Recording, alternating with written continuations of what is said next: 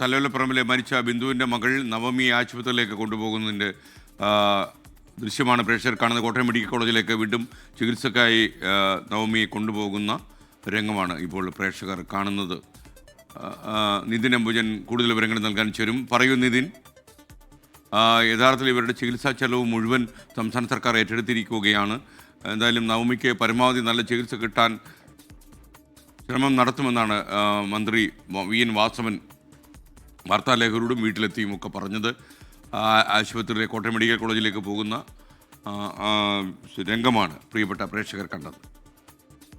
നിതിൻ അംബുജൻ വിവരങ്ങളുമായി ചേരുന്നു. പറയൂ നിതിൻ.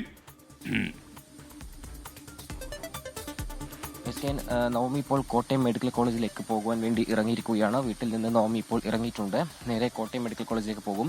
ന്യൂറോ സംബന്ധമായ അസുഖത്തെ തുടർന്ന് ജൂലൈ 1-നാണ് നവമിയെ കോട്ടയം മെഡിക്കൽ കോളേജ് ആശുപത്രിയിൽ പ്രവേശിപ്പിച്ചതിന് ശേഷമാണ് വ്യാഴാഴ്ച ഈ ദാരുണമായ അപകടം നടന്നു. പിന്നീട് ചികിത്സ പൂർത്തിയാക്കാൻ കഴിയാതെ നവമി വീട്ടിലേക്ക് മടങ്ങുകയായിരുന്നു. എന്തായാലും നവമിക്കൊപ്പം നവമിയുടെ അടുത്ത ബന്ധുക്കൾ ഇപ്പോൾ ഈ ഒരു ആശുപത്രിയിലേക്ക് പോവുകയാണ്. സഹോദരനോ അല്ലെങ്കിൽ അച്ഛനോ കൂടെയില്ല. കാരണം